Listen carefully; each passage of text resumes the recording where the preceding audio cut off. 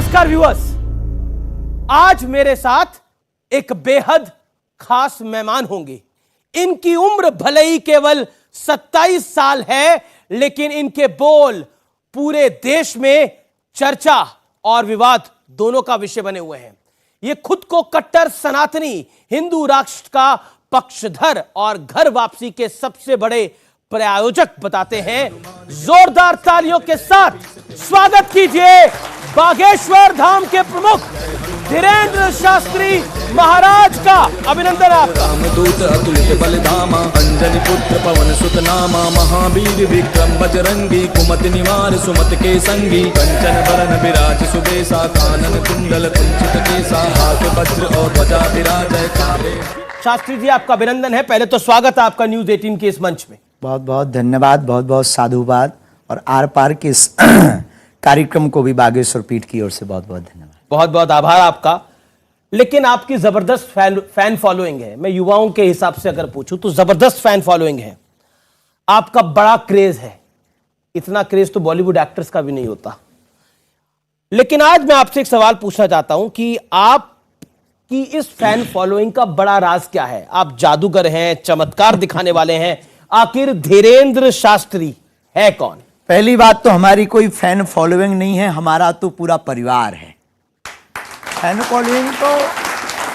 Following तो उनकी होती है जो सेलिब्रिटी होते हैं। I am not celebrity, I am not actor, I am not film actor. हम तो केवल एक साधारण मानव सनातन का झंडा लेकर चलने वाले एक साधक हैं। हमारी कोई फैन फॉलोइंग नहीं, हमारा परिवार है। हमें गर्व है कितना बड़ा परिवार। लेकिन अगर आपका मैं परिचय पूछूं कि धीरेंद्र शास्त्री कौन है, चमत्कारी हैं, अवतारी हैं, कौन है? धीरेंद्र शास्त्री एक साधारण इंसान है, जैसे आप हैं वैसे हम हैं। बस हनुमान जी के एक साधारण से सेवक हैं। उसका परिणाम है ये कि जो धर्म विरोधी हैं उनके मुंह पर तमाचा लग रहा है। तो आपके पास ऐसा क्या गुण है? मैं इस सवाल को ऐसे पूछता हूं कि आपके पास ऐसा क्या गुण है कि हनुमान जी ने आपको चुना? सच्चाई बोलने का गुण है और निडरता के साथ सच्चाई को दावे के साथ रख करके और सबको सत्य से जोड़ने का गुण है। और ये अगर किसी भी इंसान के पास ये गुण आ जाए तो ईश्वरीय दिव्य कृपा को वो स्वतः ही पा जाता है। अगला सवाल मेरा जो है वो एक आरोप पत्र है, और ये आरोप पत्र वाला राउंड है, और इसमें आप पर जो आरोप लगे हैं उन पर आप सवालों के जवाब देंगे। और मेरा पहला सवाल आप पर आरोप भी है, यह देश सेकुलर है, लेकिन आप हिंदू राष्ट्र की जिद पे अड़े हैं और अपनी बात पे निडर होके क्यों खड़े हैं? अगर हिंदुस्तान में रहने वाला हिंदू राष्ट्र की जिद पर नहीं अड़ा तो वो हिंदुस्तानी है ही नहीं। वो लगता है वेस्ट इंडीज का आदमी है।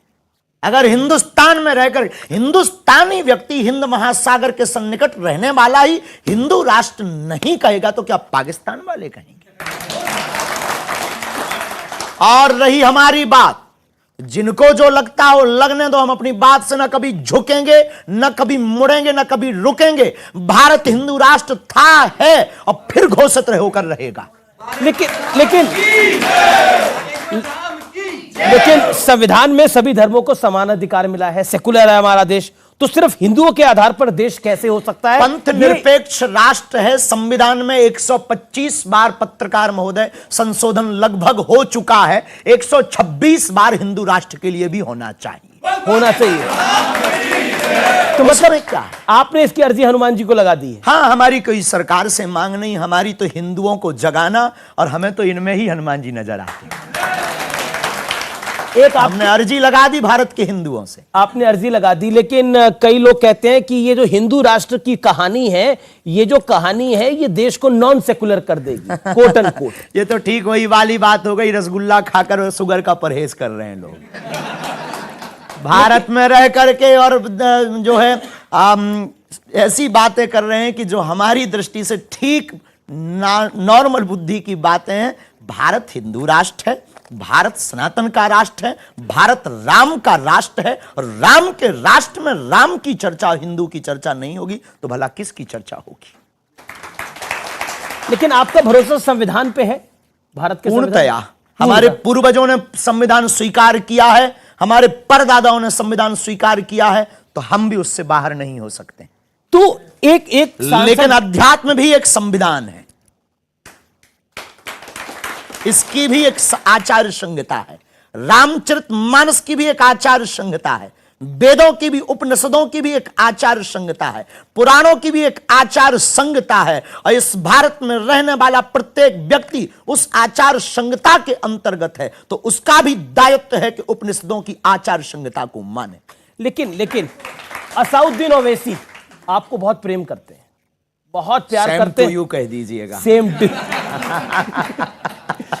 और वो इतना प्रेम करते हैं, और उन्होंने क्या कहा है मैं सुनाना चाहता हूं आपको। असाउद्दीन ओवैसी सांसद हैं AIMIM के, और आपको बहुत प्रेम करते हैं। वो क्या कहते हैं सुनिए जरा। कैसे आप कह सकते हैं कि इस देश को ऐसा बना देंगे? कैसे बनाएंगे आप? तो आप अंबेडकर के संविधान को जला देंगे क्या? इन्होंने कहा कैसे आप कह सकते हैं, जैसे इनके लोग गजवाए हिंद कह सकते, वैसे हम भगवाए हिंद कह सकते।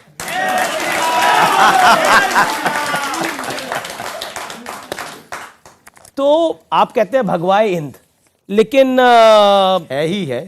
लेकिन अब कोई ना कपड़ा पहने तो वो उसकी मजबूरी है, हम पहन कर आए।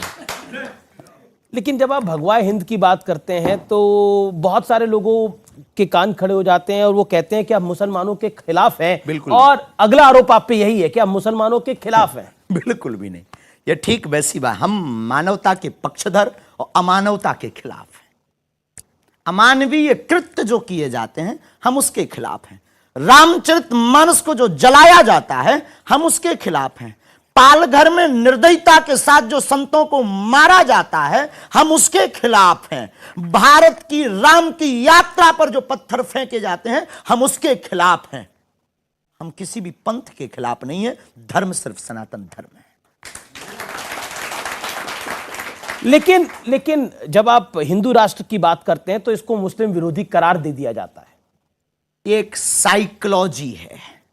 साइकोलॉजी है कैसे? साइकोलॉजी ऐसे है कि किसी भी सनातनी व्यक्ति को गिराने का बढ़िया उपाय यही है कि किसी पंथ और मजहब को सामने खड़ा कर दो ताकि वो अपने मिशन में सक्सेसफुल ना हो पावे, वो भारत में समानता की नीति ना स्थापित कर पावे, वो राम राज्य की नीति ना स्थापित करवा पावे, और इस देश में एकता ना हो पावे। इस देश में धर्म का जो लड़ाई है, पंथ की जो लड़ाई है, वो ना मिट पावे। अगर ये मिट जाएगी तो राजनीतिक रोटियां नहीं सिकेंगी। राजनीतिक रोटियां नहीं सिकेंगी। लेकिन आप एक शब्द यूज करते हैं ठटरी के, बहुत प्यारा शब्द है।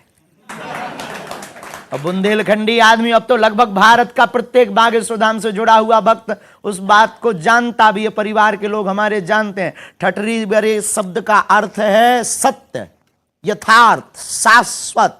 एक दिन ठटरी सबकी बरनी है, और उसकी ठटरी भर चुकी जो सनातन के खिलाफ है। उसकी ठटरी भर चुकी जो सनातन के खिलाफ है। सवाल आता है कि आप टीवी पर क्यों आते हैं?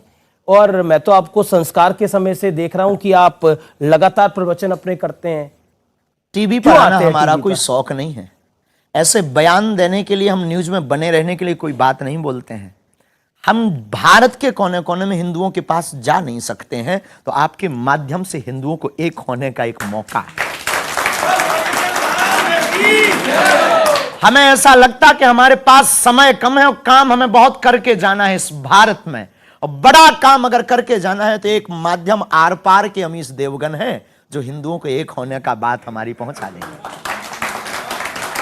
देखिए, अभी आपने वो शब्द यूज करा था ठटरी के, तो एक सवाल मैं जरूर आपसे पूछना चाहता हूं।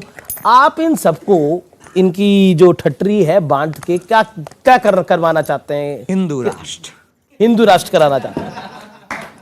हमारा कॉन्सेप्ट एकदम क्लियर है। राम राज्य, केवल राम की परिकल्पना।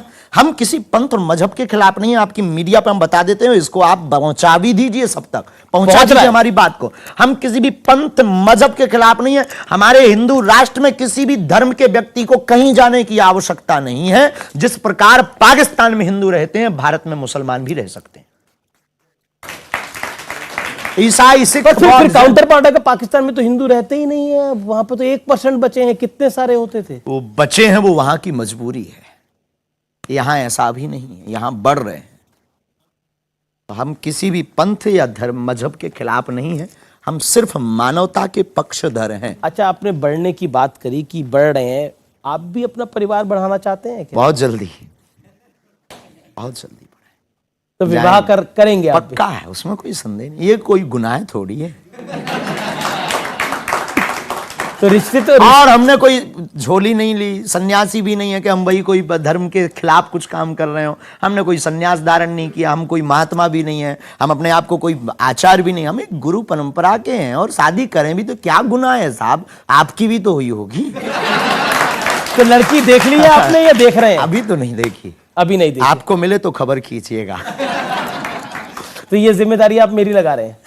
नहीं, फिर हम उसमें आ जाएंगे। आप देख के कल प्रस्तुत कुछ कर दो। फिर हमारे तो जिम्मेवारी नहीं, पर आपको हमने बहुत सुना है, और आपकी एक जो स्टाइल है और आपका जो आर पार का एक कार्यक्रम हमने एक बार देखा बहुत अच्छे से, और उसको लेकर के हम बहुत प्रसन्न रहते हैं। तो हमें आपसे बात करने में बहुत आनंद आता है। अब सवाल पूछते हैं, आरोप मेरे कम नहीं है, अभी थोड़े बढ़ रहे हैं, और वो है अंधविश्वास को आप बढ़ावा देते हैं। वो कहते हैं अब अंधविश्वास को बढ़ावा देते हैं, आप लोगों को अपने ऑरा में उलझा देते हैं और फिर उनका धर्म परिवर्तन करा देते हैं। पहली बात तो हम धर्म परिवर्तन नहीं कराते, दूसरी बात हम कोई अंधविश्वास नहीं फैलाते हैं। इस देश में चादर चढ़ाना श्रद्धा है, इस देश में कैंडल जलाना श्रद्धा है, इस देश में वो हलीउल्लाह कह के एक व्यक्ति को पकड़कर 25 व्यक्ति में करंट लग जाना श्रद्धा है, लेकिन हनुमान चालीसा का उपाय बताना अंधविश्वास हो गया है। अद्भुत देश है ये मुंह लोग लाते कहां से? अद्भुत विचारधारा है लोगों की। हमने कभी ये नहीं कहा कि हम ईश्वर हैं, हमने कभी ये नहीं कहा कि हम चमत्कारी हैं। हम आज कहते हैं हमारे पास कुछ भी नहीं, हनुमान जी के पास सब कुछ है, लेकिन इतना कहते हैं कि अगर आप कहते हो कि कुछ होता नहीं है तो गीला करके भेजेंगे। अगर कोई कहता है कि भगवान नहीं होते, ईश्वर की दिव्य शक्तियां नहीं होती हैं, हमने अनुभव किया है, चले आइए कभी Bageshwar Dham, welcome to you. लेकिन अब आपको तो डिफरेंट टाइप के चैलेंज दिए जा रहे हैं। पहले एक 30 लाख वाला चैलेंज था, अब 1 करोड़ वाला चैलेंज हो रहा है। जैसे जैसे आपकी पॉपुलैरिटी बढ़ रही है, चैलेंज का प्राइस भी बढ़ता जा रहा है। हाथी चले बाजार, ये चलता रहता है। हम कोई फरमाइशी प्रोग्राम है कि किसी ने फरमाइश की हम गाना बजा दें? अरे टीआरपी पाने के लिए आप तो अपना कैमरा उठाया, आपने कह दिया। पहली बात तो हम तो ये विनोद में कह रहे हैं, पहले तो उन्हें ये फाइनल करना चाहिए कि 1 करोड़ आए कहां से उनके पास, और आए भी तो किसी गरीबों में लगा दो, बेफिजूली में हम पर खर्च कर रहे हैं। हम तो उनकी संपत्ति भी ले लेंगे, वो क्षमता हमारे हनुमान जी रखते हैं।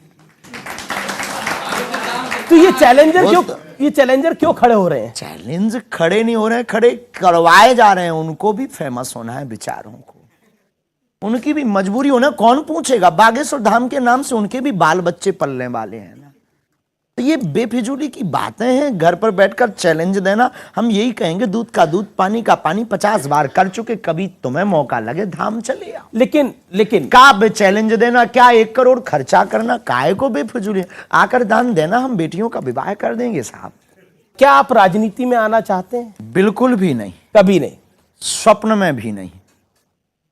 क्योंकि आपके दरबार में तो सभी आते हैं, बीजेपी, कांग्रेस, सबके बड़े अगर किसी को धाम पर आने से सद्बुद्धि मिलती है तो आना चाहिए। लेकिन कुछ लोग आपको कुशल पॉलिटिशियन, कुशल नेता भी मानते हैं। अगर कोई हमको गुरु मानता है, कोई आचार्य मानता है और कोई पाखंडी मानता है, तो अगर कोई कुशल नेता भी मानता है तो क्या बुराई है? अच्छा, कांग्रेस और बीजेपी में से किसकी विचारधारा आपको लगती है बेहतर है? मानवता की।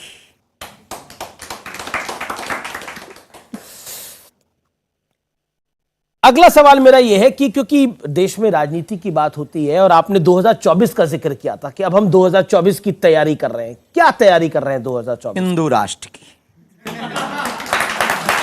पर 2024 में चुनाव भी है। चुनाव से हमारा कोई लेना देना नहीं है, इधर तो नित्य चुनाव है। अच्छा, एक बात बताइए, आपकी फिल्मों में रुचि है? बिल्कुल भी नहीं, रियल लाइफ में हमें बहुत रुचि है। अच्छा, कभी देखी भी नहीं कोई फिल्म? देखते रहते हैं, देखना क्या गुनाह है, आंखें मिली जो हैं। अच्छा, फिर मैं ये पूछ लेता हूँ कि जब आंखें मिली हैं, देखते रहते हैं, तो कौन सा हीरो आपको बेहतर लगता है, जो आपको लगता है अच्छा काम कर रहा है? भारत की आर्मी। अच्छा, भारत की आर्मी। हीरो तो भारतीय सेना ही है, बाकी तो सब नाटक कलाकार, रुपयों में बिकने वाले अभिनेता हैं। अच्छा एक बात बताइए, खिलाड़ी बता दीजिए, कोई क्रिकेटर पसंद हो, फुटबॉलर पसंद हो, कोई तो पसंद होगा, कोई हॉकी का खिलाड़ी पसंद हो? सब प्रिय हैं क्योंकि सब हमारे हैं। किसको प्रिय बता दें, कौन अप्रिय हो जाए, सब हमारे हैं, सब पसंद हैं। जो बेहतर खेलते हैं वही प्रिय है। अच्छा एक बात बताइए, बागेश्वर धाम में आप रहते हैं धीरेन्द्र शास्त्री, आपको डर लगता है? किसी के बाप से नहीं। तो कभी डर नहीं लगता कि देखिए अब आपका डरे किसके बाप से? हमने ना तो किसी के बाप के बैल छोड़े हैं, ना किसी के मकान पर कब्जा किया, ना हमने जमीनें छोड़ाई, ना किसी से दान लिया, तो किसके बाप से डरें? हम बांटने बैठे हैं तो सिर्फ हनुमान जी से डरते हैं, पाप से डरते हैं। हमारे द्वारा कोई ऐसा कृत्य ना हो जाए जिससे धर्म को नीचे देखना पड़े, इससे डर लगता है। लेकिन मैंने कई बार आपकी कथाओं को सुना और टेलीविजन पे भी देखा, तो आप कई बार ठटरी के बोलते हो, बीच बीच में ताली भी बजाते हैं। अब उसका मतलब क्या होता है? उसका मतलब यही है, ठटरी बर गई विरोधी की। उसका मतलब बड़ा प्यारा है। उसका मतलब बड़ा प्यारा है। बड़ा प्यारा है। देखो, ताली पीट करके हमारा कहने का मतलब है, हम बहुत मनमौजी आदमी हैं। और बहुत मनमौजी मतलब हमें किसी भी चीज की बहुत अपेक्षा है नहीं है। हमारी अपेक्षा सनातन है। और हमें ऐसा लगता है कि हमको चलाने वाले, हमारी लीलाओं को नाटक करवाने वाले हनुमान जी हैं, तो जो करवा रहे हैं हनुमान जी करवा रहे हैं, हम बेफिजूली में रोड़ा क्यों बने? और जो मन में आता है दिल खोल करके हम बोलते हैं, जो मन में आता है दिल खोल कर करते हैं, पर जो कहते हैं वो हनुमान जी पूरा करते हैं। चलिए अगला सवाल यह है कि आपने दावा किया था कि आपके खिलाफ विदेश से प्लानिंग हो रही है और आपके विरोधियों की संख्या देश के उस पार बढ़ती जा रही है। आप पाकिस्तानियों की भी हिट लिस्ट पे हैं। क्या आपको लगता है कि आपकी सुरक्षा अब होनी चाहिए? साधु संत के तुम रखवारे, असुर निकंदन राम। वैसे तो उन्होंने हमें सिक्योरिटी दे रखी है, श्री हनुमान जी ने, लेकिन लौकिक व्यवहार में अगर किसी को गर्राहट है तो उसके लिए अगर कोई व्यवस्था हो और है तो कोई दोष नहीं है या कोई बुराई नहीं। सबको डर। देखो, इस देश में कल तक हम कथा कर रहे थे, दरबार लगा रहे थे, कभी बात नहीं उठी। जब से पुरजोर तरीके से कन्वर्जन को रोका, तब से लोगों को जलन हुई, तब से नए नए प्लान, एक लॉबी आपके खिलाफ है पूरी। प्लांटेड लोगों का आना, प्लांटेड दरबार में चिल्लाना। अभी कुछ दिन पहले एक प्लांटेड व्यक्ति का पोल खोला दरबार में ही, वो 20 दरबार में चिल्ला पड़ा। धाम पे भी प्लांटेड लोग आना, फिर ये एक छोटा सा विवाद बहुत बड़ा बना देना। ये सिर्फ और सिर्फ बागेश्वर धाम के जो सेवक हैं जी, उनको गिराने का एक बहुत बड़ा षड्यंत्र चल रहा। क्योंकि जो करोड़ों रुपए धर्म परिवर्तन कराने में खर्च कर सकते हैं, तो वो धीरेन्द्र कृष्ण के ऊपर क्यों नहीं कर सकते?